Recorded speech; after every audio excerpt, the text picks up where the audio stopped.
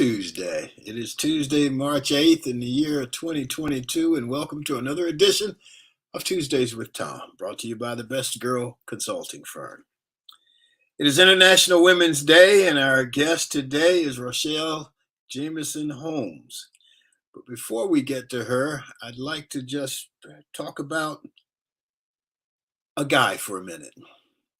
And I don't know many guys who I went to school with, and let me specify, I'm talking elementary school, who were killed in the war in Vietnam. By the time the guys my age were draft eligible, the draft was over. For those of you too young to know, the military used to draft young men into the service, especially in wartime. The reason I don't or didn't know many guys who were drafted is guys were opting to either go to school, if it was an option, the National Guard, or if they were lucky, their lottery number, which replaced the draft, their number was too high for them to be drafted. In my case, I hit 3. The deferment to go to college or playing football kept me out of the service, and I had a high lottery number, which I think was like 219, and my number was never called. There were guys in my neighborhood who were not as lucky, and as all the guys I knew from my neighborhood who went to Vietnam came back and were seemingly okay. There was one guy from my elementary school, however, who did not come back.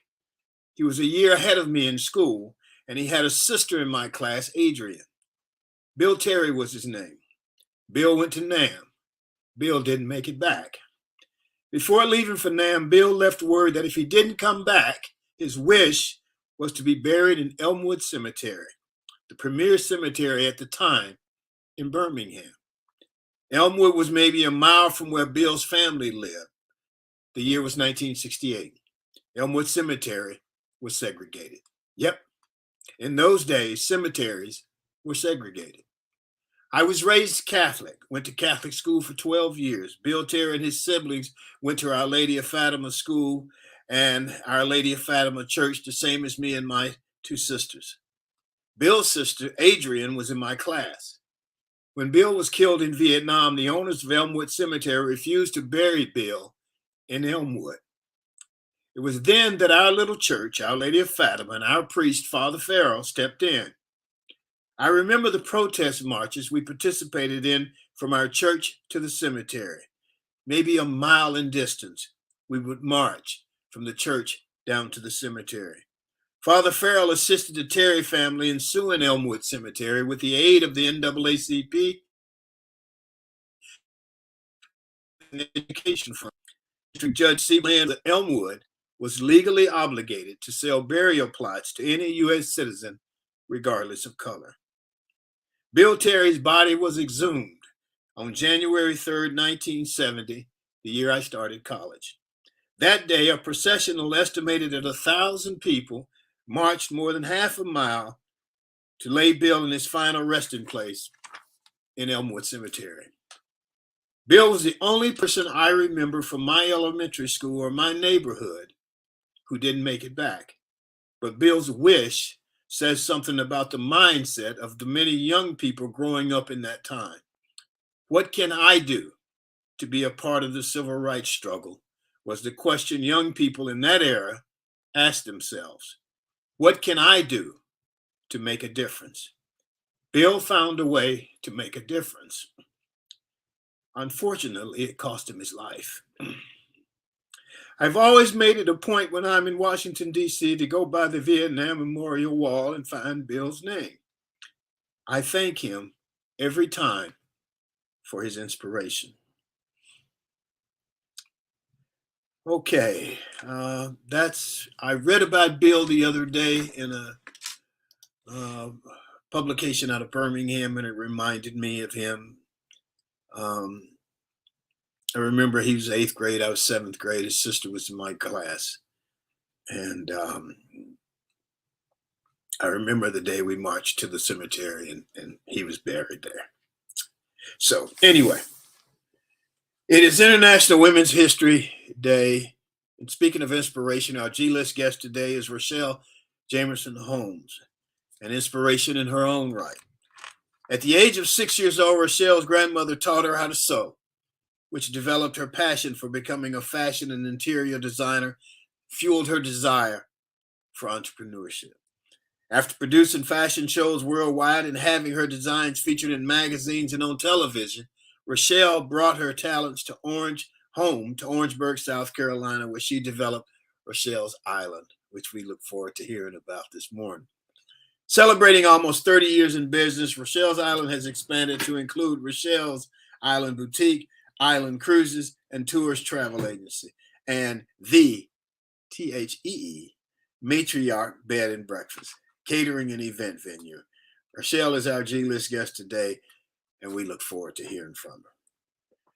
The G-List, of course, is sponsored by Mainstream Financial. Mainstream Financial brings financial vision and clarity to your retirement plans. Talk to the folks at Mainstream, because you don't want your money to run out before you do. This edition of Tuesdays with Thom, of course, is sponsored by our partners, the Best Girl consulting firm.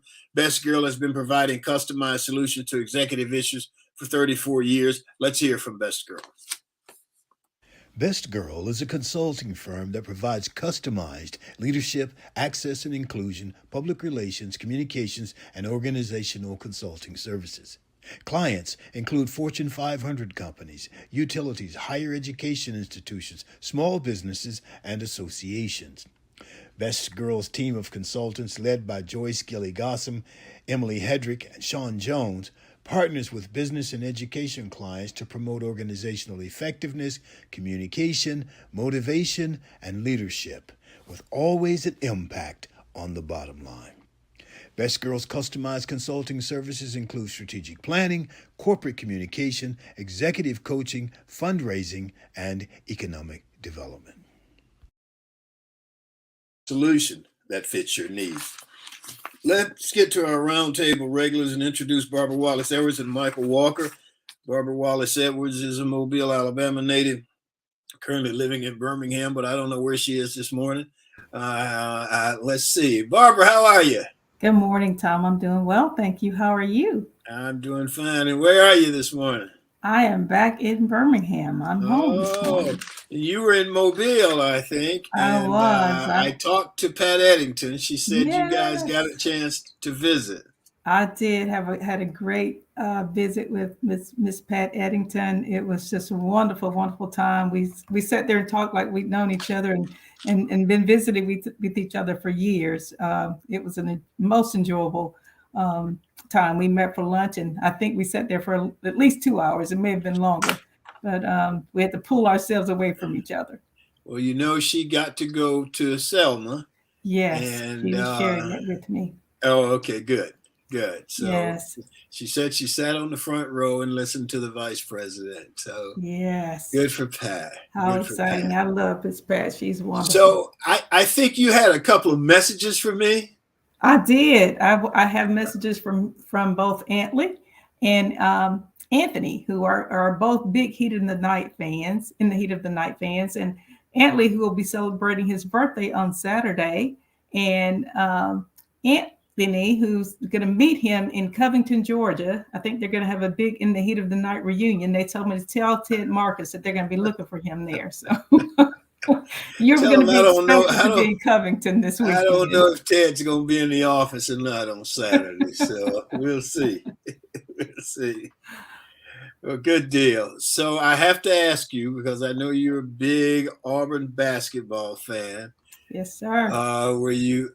Well, did Antley mention that Auburn beat South Carolina? I don't think Anthony he mentioned did that. Not talk about that at all. So Antley, you gave us a hard time when South Carolina beat Auburn in football. It's turned around as fair play. So we just want to say, congratulations to our Auburn Tigers men's basketball team for beating South Carolina and becoming the outright SEC champions of the regular season on last week. So, Antley, I hope you're on and you're listening and watching. And thank you for allowing us to beat your team. Okay. All right. Well, let's get Michael on. We'll do a couple of questions. You guys are funny this morning. Morning, Michael. Good morning, Thom. Good morning, Barbara. How you guys doing? I'm doing well, thank you. You're lucky you don't know these guys. like Barbara does.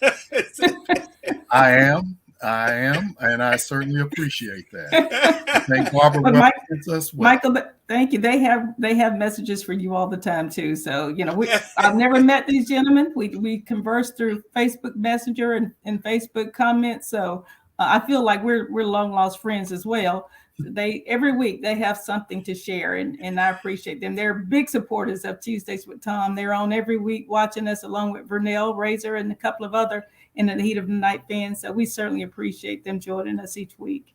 Well, we do. That's great. They're great. They're great. Michael, I know last week you were in D.C. and you shared a lot of that with us, and I'm going to ask you to share a little bit more of it. But I want to add, but you got back to Atlanta, and I know that I can't say that you're a huge Falcons fan, but you live in Atlanta, so you're a Falcons fan. I mean, that's sort of, I guess if I lived in Atlanta, I'd be a Falcons fan as well. But what do you think about the thing with Calvin Ridley? I listened to a debate this morning, and some people saying it wasn't that bad, but then other people were saying, but it's in the rule book, and you know better. So I just thought I'd see what your opinion is. Well, I think it's an unfortunate situation, and it's just probably a poor decision on his part. And the reason why I say that is given the fact that he was out of the season because he was tending to his mental well-being. It's not a good look from an optic standpoint for him to go place a $1,500 bet during the football season. Now, granted, he betted on the Falcons, but he should know that being a professional athlete, you are not allowed to bet on games. But perhaps he's a little bit too young to know about Pete Rose and what happened in that situation and all the other players that have gotten into trouble for placing bets on professional sports, especially a sport that they are a participant in. So I think it's a bad look from an optic standpoint. And as a result, he's been indefinitely suspended for 2022. Right. Which means he loses his money for the year. Is that? That's right. He will forfeit $11 million as a result of placing a $1,500 bet. That's sad. So yeah, and I know, and I'm going to go back, and when we grew up, that was a big deal. You didn't bet on games. I remember Paul Hornung got suspended. Art Schlichter more recently, as recent 20 years or whatever, he got suspended. You just didn't bet on games. That was just the rule. And I heard some of the guys ESPN morning saying, well, he only bet $1,500. Well, then why bet? I mean, if you know it's against the rules. Right. Yeah. So yeah. And they have to receive some type of training saying not to bet. I don't understand why he would even engage in that activity when he knows it's not allowed. And there is a stiff penalty for it. So why take that risk? Yeah. Well, and I got one more athletic thing, and then we'll move on. Brittany Griner, arrested in what, Russia? Russia. She was in Russia. Yes. Russia. She plays over there every year, and I think she earns in excess of $1 million, which is probably 2 or 3 times what her WNBA salary is. Right.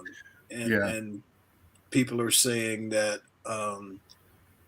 now apparently it was some marijuana residue or something to that effect. Well, from what I read, it was some oil. She had the vape pens and vape cartridges where you have, marijuana or cannabis oil, I should say, cannabis oil in it. And she had haddish oil as well. Some people call it haddish oil. So it was the oil, the derivative that was in her luggage, and they searched her luggage and found it. And as a result, they're saying it's punishable by up to 10 years in prison. My God. That looks more like a political move to me, but I would agree. I would as well. A little more, certainly more political than the other situation we were talking about. Yes. Okay. Barbara, you got something you want to share with us this morning? Well, Tom, I've been looking at this article that just came out yesterday that, talked about COVID. We've been talking about COVID, of course, since it came out, but there's a study that came out recently that says that there's a link even with mild COVID-19 that it changes the brain. It caused deterioration of the gray matter in the brain. So, there are people who are saying, I'm okay. I don't have to get the vaccine. I'll get COVID and I'm young. I'll get over it. But there's some study that shows that there's going to be long-term effects to even mild COVID situations. So people do need to be very careful. Michael? Yes, I have a couple things. First thing, in keeping with our theme of being Women's Month, and today is International Women's Day, I'd just like to mention one Arthurine Lucy Foster, who was the first African American to be enrolled at the University of Alabama in 1952. Unfortunately, she passed away just the last 2 weeks. And it's interesting that when she enrolled, school administrators thought she was not of African American descent, and they enrolled her. When they found out what her race was, she was then denied admittance into the school. But she was re-enrolled in 1956. But after following 2 days of mob protests, she was expelled from school. She was expelled? Yes, she was expelled because of the mob protests. And that expulsion actually led to the university president Oliver Carmichael resignation. Ironically, she was readmitted and received her master's degree in 1992. Wow. Unbelievable. She passed away just in the last 2 weeks. And again, Barbara, this is one of your sorrows. Yes, she is. I think she passed away. I could be wrong, but I think she passed away within a couple of weeks of them naming a building after her or something. 1 week after they renamed a building after her, she passed away. So she was able to be there for that ceremony and actually spoke at that ceremony, which was a wonderful, wonderful thing. But she passed away the very next week. Yes. Yeah. Yeah. So that's an inspiration for all, because you remember so long ago, women were forbidden to go to school. And then here she was the first in 1956, to get admitted and then denied because of her race when they found out that she was Black. So they must not. Was she a real fair-skinned lady? Or they didn't have photos back then? They used to have photos when we went, so they could tell. That's probably why they started asking for photos. Yeah. I don't think they did back during in the 50s. They just assumed that there would be no Blacks applying. So I think there were no photos. You just filled out your application and you listed your grades and all of that type of stuff. So they looked at her application, her resume, so to speak, and just automatically assumed that she was not of an ethnic background. Wow.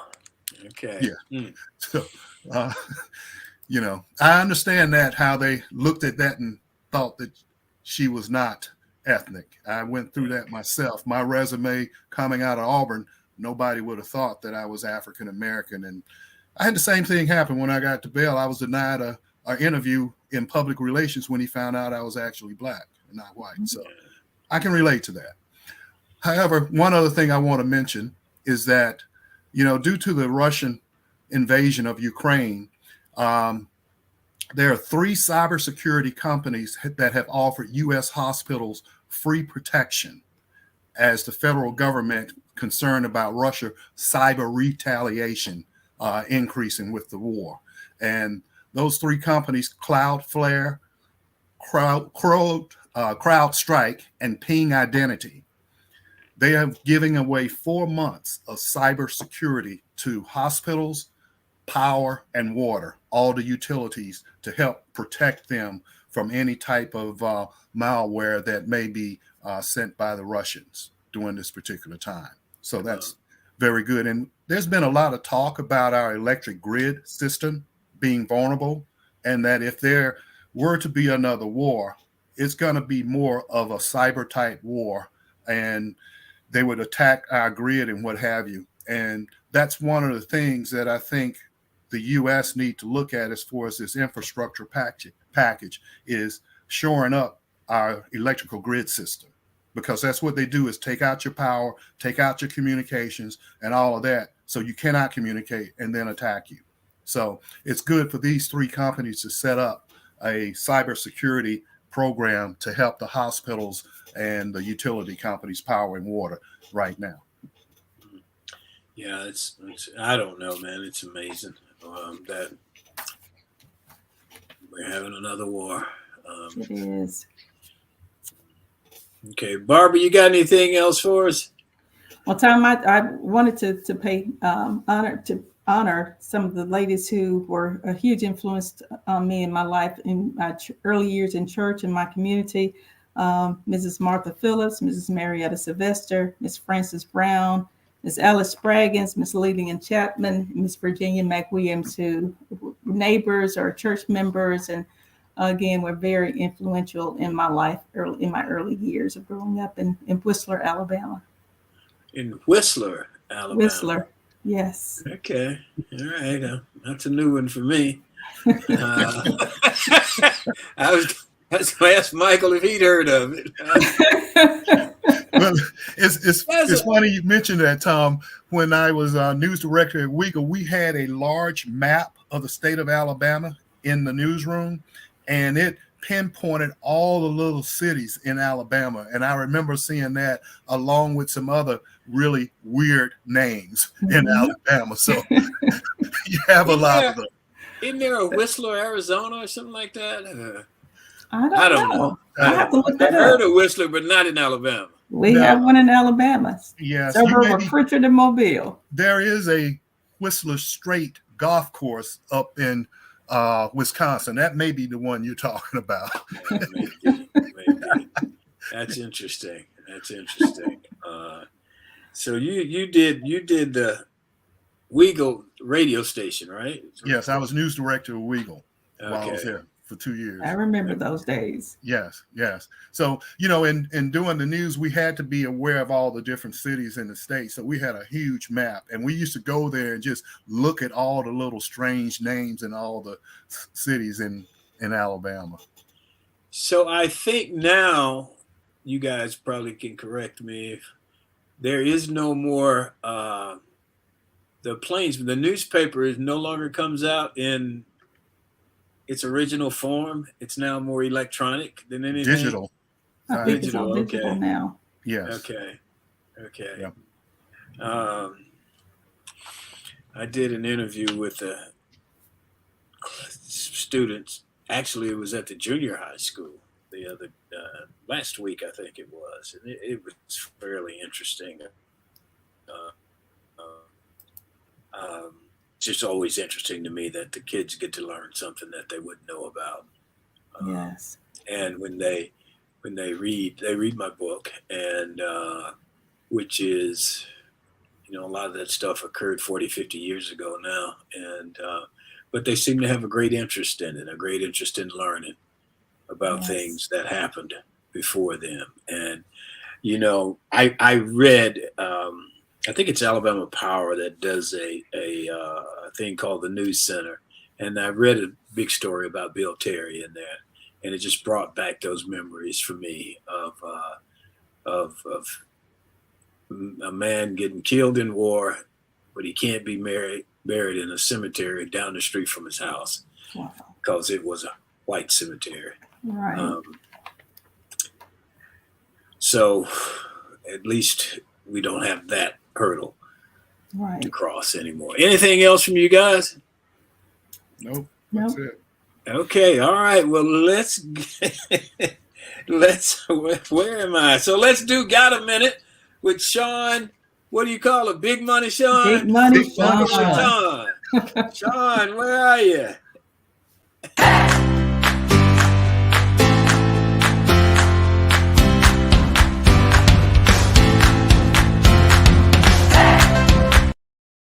Good morning. My name is Sean Jones, and this is Got a Minute. I hope everyone is doing well on this beautiful Tuesday. As for me, I'm super excited to share an amazing event that happened on last week.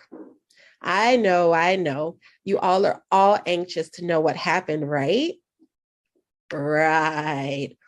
Well, our best girl communicator, who I call Madam President, has been recognized as the 2022 Woman of the Year by the Emerald Coast chapter of the American Business Women's Association, aka ABWA. We're beyond proud of you and honored to have you as part of our Best Girl team. God a Minute would like to dedicate today to strong women, to all women. May we know them, may we be them, may we raise them, and may we be inspired by them. Thank you for joining in. My name is Sean Jones, and this is God a Minute. All right. There she is. The Woman of the Year. Congratulations. Yes, congratulations, Emily. Yeah. Where's the applause? Yes.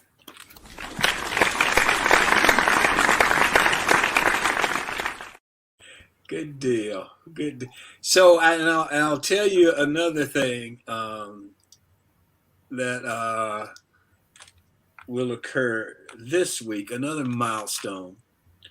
The Best Girl team will have a team retreat this weekend, and Thursday through Saturday, and it will be the first time that all of us have met Sean in person. Oh, wow. She's been with us for a little over a year. Yes. And that's this whole, virtual Zoom pandemic world we've been living in. Wow. So it's interesting, and you feel like you know people already, but then you realize, I've never met her. Yes. I've never met her in person. Yes. So we're looking forward to that starting Thursday evening, and we will have a good time.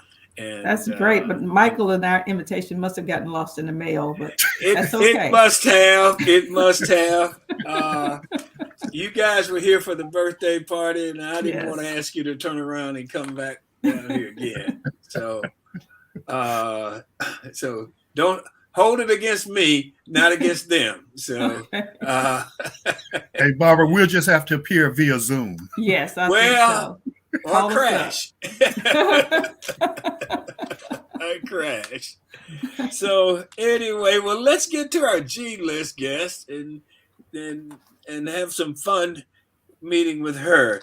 The G-list, where everybody's a star, sponsored by Mainstream Financial. Mainstream Financial Group provides financial services for both individuals and businesses.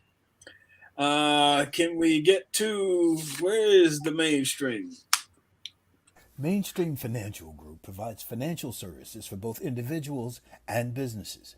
Mainstream's mission is to understand the unique needs of every client and work closely with you, assembling a team to develop and manage your resources to help you accomplish your defined financial goals. Mainstream's financial professionals will provide you with a complimentary, no obligation financial review. Now, these professionals can then offer you custom advice to mend together the pieces of your financial life and come up with a plan that is truly comprehensive. Mainstream Financial assists retirees and those close to retirement in planning for a secure retirement so not to run out of money during your lifetime. You can take advantage of opportunities with tailored advice and the resources to act on it. Mainstream Financial Group, www.mainstreamfg.com, 205-324-0589. Mainstream Financial. Don't let your money run out before you do. So let's get to our G-list guest for today. Remember, Hollywood has the A-list, and here on Tuesdays with Thom, we have the G-list, where everybody can be a star. Remember, it is Women's History Month, and today is International Women's Day, and today our G-list guest is Rachelle Jamerson-Holmes. And Rachelle is a fashion and interior designer, an entrepreneur, and a motivator. Good morning.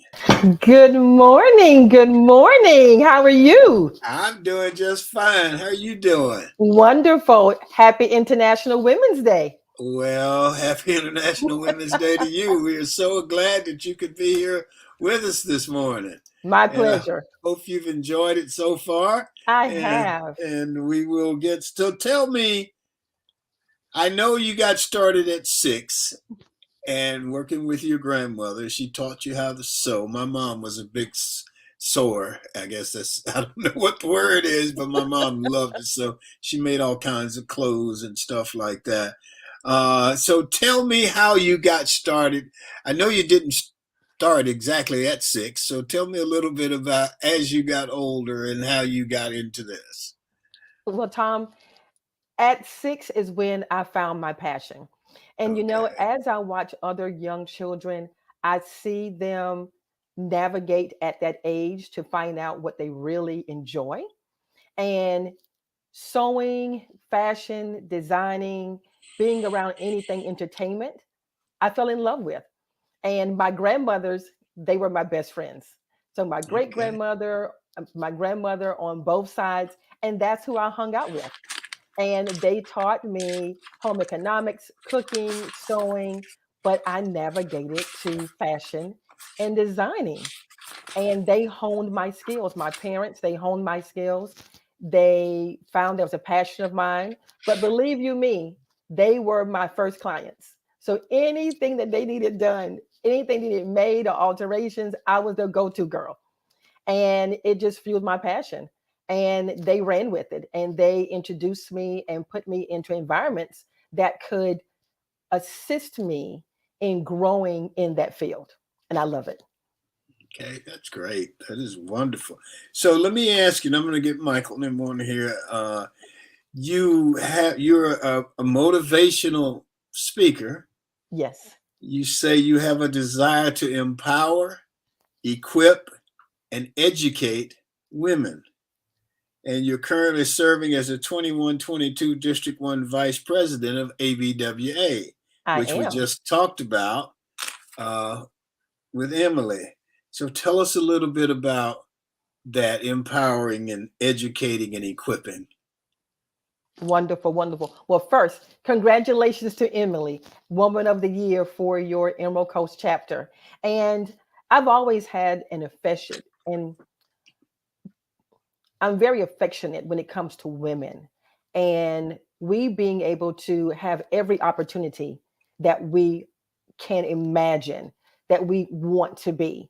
And with that, I know along the way, as any entity, there has been roadblocks or barriers.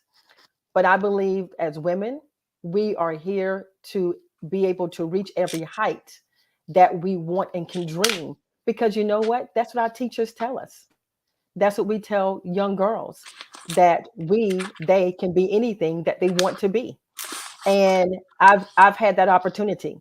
So any way that I can pay it forward, give back through mentorship, being a coach, as a consultant, that's what I love to do, one on one, through motivational speaking, through retreats, everything that I can do. And with that, I chose to give back to my community in starting an ABWA chapter here in Orangeburg, South Carolina, rural community in between Columbia and Charleston, South Carolina.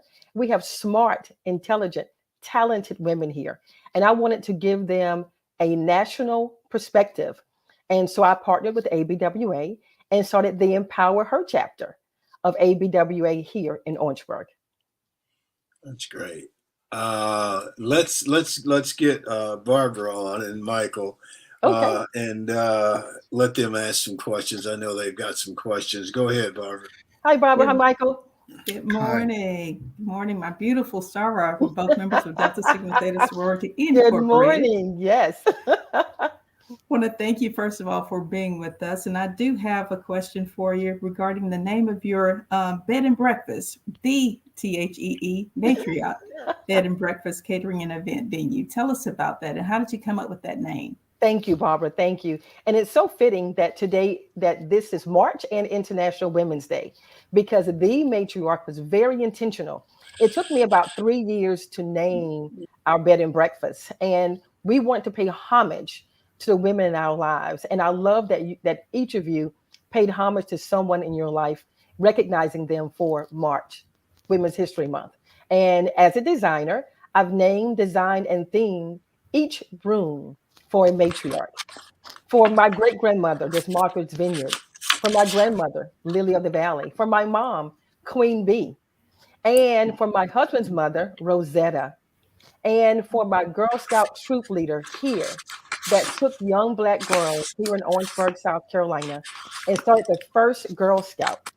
She fought to have the Girl Scouts troop here, Geraldine Zimmerman.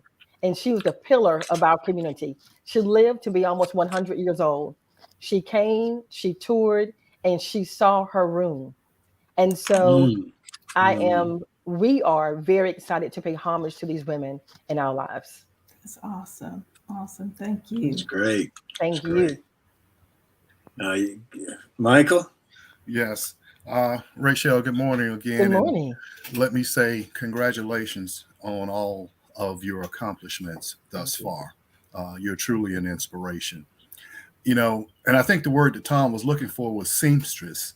And I remember as a young boy, my grandmother had a sewing machine, you know, and they sit there and she would sit there for hours. She'd go by her patterns and make her own dress and all these things like that.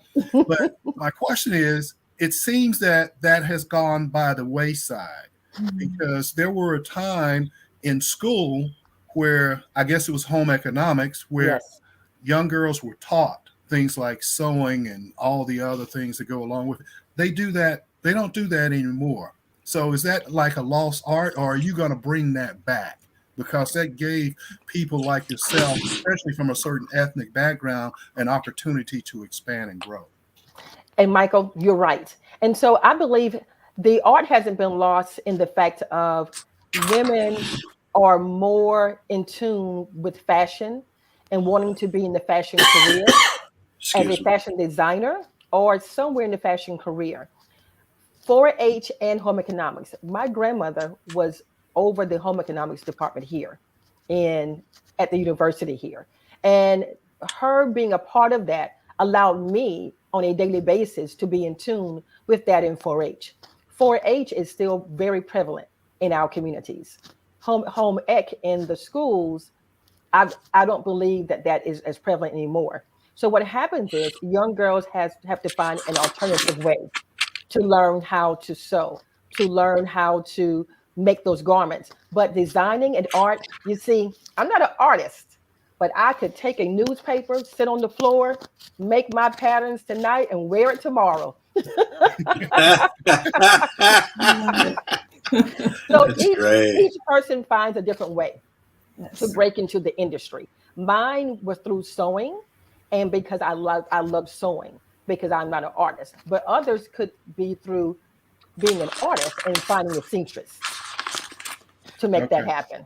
Well, I have to let you know, I don't consider myself a seamstress. I'm not to that level, but I can sew and stitch. And if need be, I can sew a button on a shirt or what have you. My grandmother taught me how to do that. I had to thread the needle for her when she said her eyes were too bad. She couldn't thread the needle. So I had to thread the needle and do all that stuff. And, you know, you put that little thing on your finger and you push the needle through. The thimble. That's right. Yes. The little thing. Yes. Well, Michael, kudos to you and an A+, because each one of us, as long as we don't have to do something when it comes to take care of ourselves, sewing, a button, a hem, to be able to take those emergency situations and look brand new. So kudos to you. Thank you. Your grandmother. Thank you. So Rachelle, can you tell us, I know you've got the tea and you've got the bed and breakfast. Tell us about some of your products or some of your things that you're just doing out here in the world. That'd be great. Wonderful. Thank you, Thom. Here at the Matriarch Bed and Breakfast, my husband and I, Chef Fred, we run this bed and breakfast 7 days a week. I like to say 366 because there are no days off. We are here serving and giving that good old Southern hospitality as we do in the South. And you know what? sweet tea, we have to have some world famous Rachelle's Island tea. So when you come to visit us, you're greeted with our world famous Rachelle's Island tea and Chef Fred's homemade bread pudding. Mm. That's what we greet you Oh, with. We wow. are a full service boutique inn. Our first floor is for private meetings and events. The second floor is our inn, and we offer on site and off site catering as well. Wow. Yeah, that's great. Barbara, you got another question? I do. Now, Rachelle, I'm reading about your bio here, and I see that you have a heart for mentoring and giving back, and you never meet a stranger, and I could see how Never that meet a would be the stranger. case. But you serve on the board of directors for the Girl Scouts of Eastern South Carolina, past campaign chair of the United Way of the Midlands. You volunteer for Habitat for Humanity, the Samaritan House Homeless Shelter. You're a member of the Links, and of course, our illustrious Delta Sigma Theta sorority, and National Coalition of 100 Black Women. How do you find time to do all that and run a bed and breakfast and other businesses, like you say, 366 days out of the year? Barbara, somebody helped me. Uh, Nothing is ever done alone. Yes. And I know where all of my help came from. Mm-hmm. And I never, ever forget. And so as a little girl, my parents, my grandparents taught me that you always lift others up. You never have your hand out. You're always giving a hand. So giving and mentoring and being there for others, which is a part of our family. It's a part of my nature. It was never a question, and it's never not an option, because there was always someone, and still there's someone helping me, opening doors, dotting the I's and crossing the T's. And so, Barbara, it's not hard. Yeah. It's not hard at all. I understand what you mean. okay. Michael?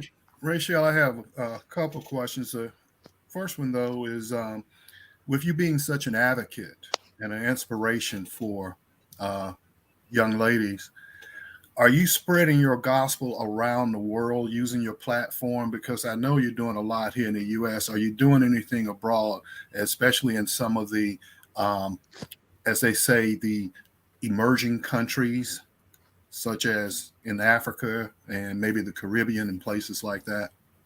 Michael, you are tapping on the door. You open the window. You've spoken the words to the universe of where I'm emerging. Actually, I was supposed to speak internationally right before the pandemic. And of course, that opportunity was shut down. And I have a platform called Show Up for Your Life. You're worth it. Show up for your life. You're worth it. Men, women, boys, girls, everyone alike, because we have one life to live. And we are here to make the best of it, not next year, but each and every day. Every day that we wake up and our feet hit the floor, it's that day, the gift that we've been given to show up for our lives and live it to the fullest. And so, Michael, now that the world is opening back up, that is my platform, to be able to go out and share and motivate and encourage each and every person, man, woman, and child, that if you are here today, especially after all that we've been through, have the courage, the confidence. And if I can be that motivator, that inspirer, that empower, that shares with you that you can, you must. And if you don't, it does what? It just goes to the grave with you. And so try again. That's what I was always taught. When you fall off the bicycle, what do? You don't stay on the ground. You get back up, you dust yourself off, you get back on the seat, and you try it again. And one day you'll learn to go from a tricycle to a bicycle to a car to a plane, and we can all soar together. Wonderful. Great. And my follow-up question is, with your grandmother teaching you how to sew and all of the women in your life, have they been able to see your dreams realized and sharing that moment with you? Michael, you know what? That's my prayer every day. My mother is the last living matriarch that each room is designed and named for. When I opened the bed and breakfast, at that point in time, 6 matriarchs were living. And we had a dedication for the rooms. They were here, honored them, and it felt my heart good that they were able to know that I was appreciative, that I recognized that I didn't and do not take it for granted for everything that they've poured into me. And I wanted them to know, and not just myself, but the world to know. And that's why the name was so important and intentional. The matriarch. Every family has one. And until that one passes the torch, she is the head of that family and holds the wisdom. And I wanted them to know that this is being recognized. So my mom, Queen Bee, and her room, but she just celebrated her birthday, and this is what we call her, Queen Bee. But she is the matriarch of our family, and she holds the wisdom. Now I'm the matriarch over here at the matriarch. let's just get that clear. And you mentioned Africa, Michael. That's when my husband and I were married, at the edge of Victoria Falls in Zimbabwe, Africa. Wow. And one of our retreats is named Out of Africa, to pay homage to Africa and to our people in Africa. And when we went, we stayed a month, we traveled. My parents and Fred's mom came, and we traveled across Africa. And you know what? It is one of the best kept secrets in the world. It is a gem. And it was an honor to be there, to get married, and to be able to meet so many wonderful people that we are still in contact with today. Wow. Fantastic. Wonderful. Yes. And he's not African. Everyone thinks he's African. He's not. Well, he's everybody, from Charleston, South Carolina. Everybody was probably thinking it, but they didn't want to say it. I get the question all the time. He's not African. When he asked me to marry him, I said, you might first want to know where I want to get married. And he said, where? I said, Africa. He said, yes. I said, you're the one.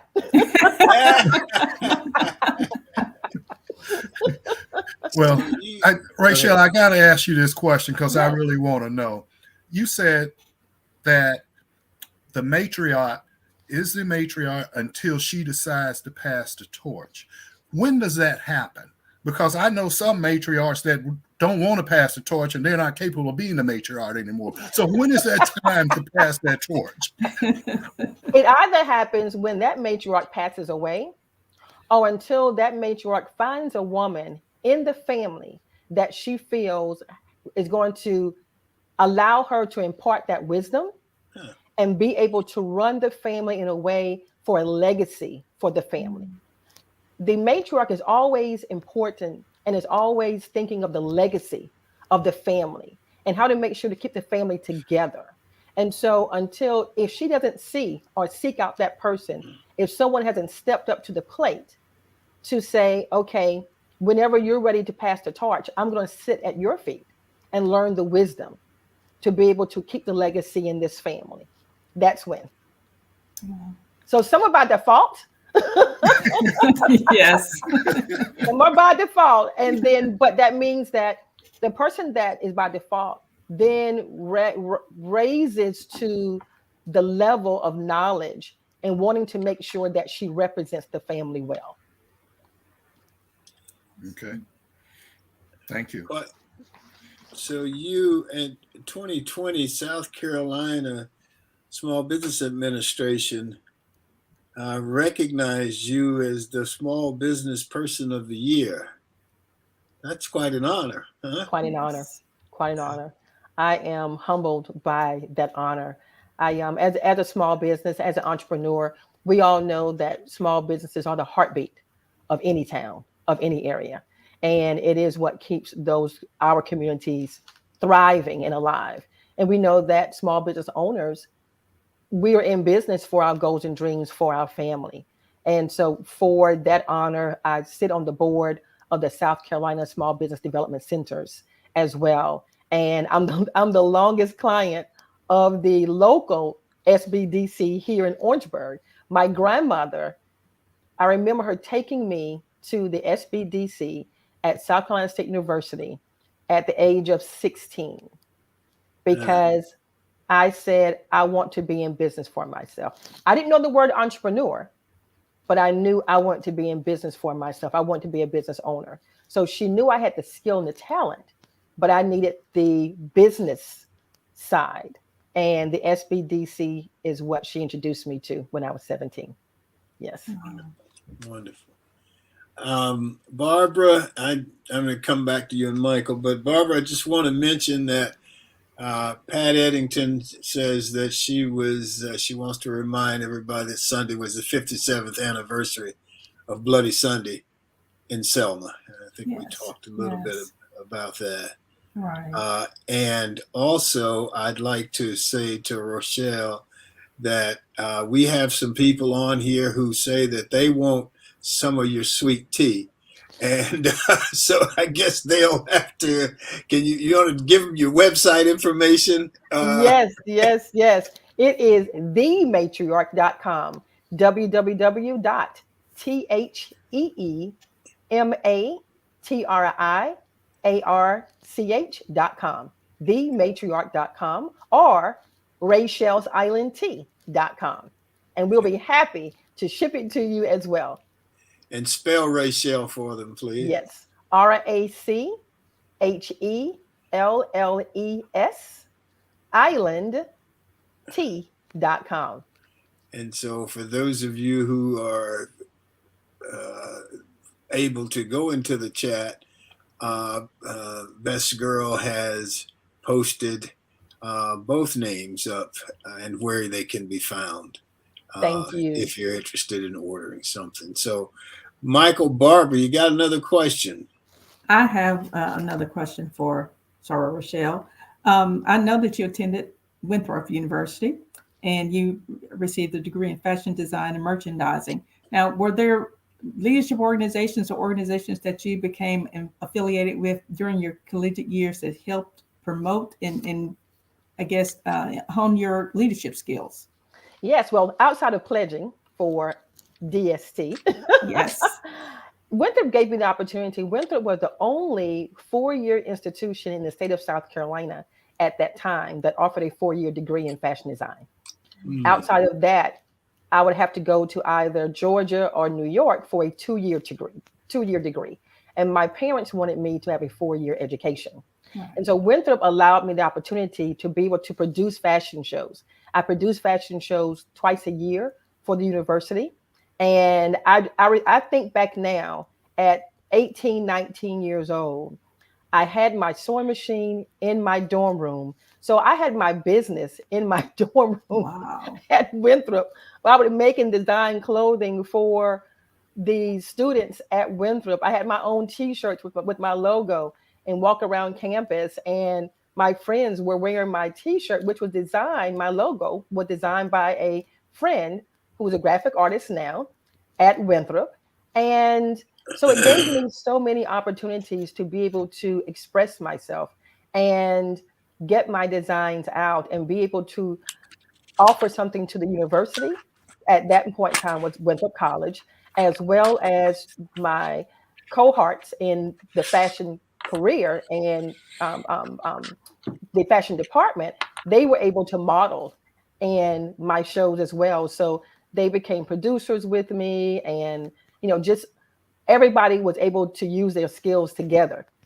And it gave me a great opportunity to be able to hone my skills. Yes. Awesome. Thank you for asking. That's great. That's great. Okay. Anybody? Michael, you got another thing? I would like to ask Rachelle, what's her go-to sewing machine? And the reason why I asked that, I remember the one my grandmother had. They had that little pedal like you drive in a car. Pressing that pedal, and she'd raise the engine up and take it back down. So what's your go-to sewing machine? Well, back then, I think I've had every sewing machine you can think of. But of course, Singer is where it all began, at a Singer sewing machine. And I'll never forget that as things moved forward and sewing machines became more technology friendly, I remember going to Belk here in Orangeburg, pricing, because of course back then stores had a sewing department, pricing the sewing machine and putting together my spiel to go to my family to get the money. to upgrade to this new state-of-the-art technology sewing machine. And then you have the serger machine for the edges and for the hem so nothing ravels. But I'll never forget traveling. I used to travel with my sewing machine. Everywhere I went, my sewing machine went with me. If I got on the plane, my sewing machine went with me. But now you can't do that. Wow. You can't do that. Yes. Do they still have that little gas pedal? I've upgraded. Yeah. I've upgraded for sure. You So I'm took the taking on- sewing machine. Go ahead. Yes. Go ahead. Yes, Tom, go right ahead. No, I was just gonna say you took the sewing machine with you. Was that in case you had an inspiration or something? Or? I always, as a designer, you get ideas, and Okay. because I could take fabric, buy it from anywhere that I was, country, city, and literally I would sit on the floor, make my pattern from newspaper, cut it out, make it tonight, wear it tomorrow. Wow. Yes. I got one last question here. Your mantra is show up for your life. You're worth it. Do you think there are people living lives and they don't show up I do. for their lives? I do every single day. And that's why I'm here for my platform, for my speaking business, for my, I'm gonna speak into existence, Michael, my global and international speaking business, to be able to empower those, because so many times every day, persons are not showing up for their lives to the fullest in every area of their lives. Right. And I see it all the time. And if I'm a conduit, or as a conduit, to be able to inspire, encourage, empower men, women, and children to be able to take advantage of the day that we have, because today is all we have. Tomorrow is not promised. That's right. I think we've got to figure out some type of component to this show where we actually go out and visit some of the people who are our guests. Yes. Because it's so interesting, Yes, it really it is. is. Well, you know that you're welcome here at the Matriarch in Orangeburg, South Carolina, any day. Thank you so much, Rachelle. We've That may enjoyed need it. to be a site for a future retreat, Tom. Yes. Yeah. Thank you for having me. And you and Michael can come. Yes. Okay? Thank you. And I invite the mayor to come over. Oh, that's right. That's right. Hey, we'll know somebody. That's right. We'll welcome you with open arms and what? World famous Rachelle's Island Tea and Chef There you Fred's go. homemade bread pudding. Yeah. If somebody says they want unsweet tea, does that happen? Well, Tom, we can make it happen. Okay. We can make it happen, but listen, Some people have to be difficult, huh? The it's okay. secret's probably We can in the make it happen. sweetness. you got it. That secret sauce is in the tea, lemonade, and punch. I hear you. Yes. Okay. Thank you so much. All Thank you right. for having me.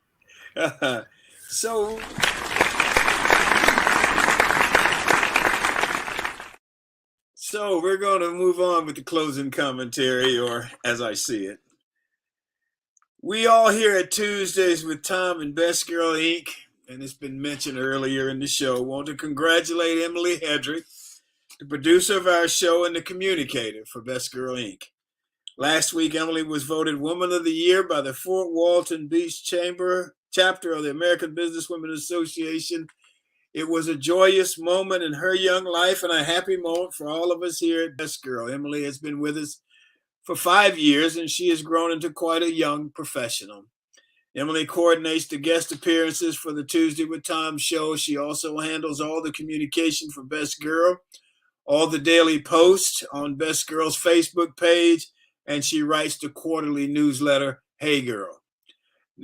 That newsletter goes out to about 2,000 of our clients and friends. So we just want to say thank you again, Emily, and congratulations.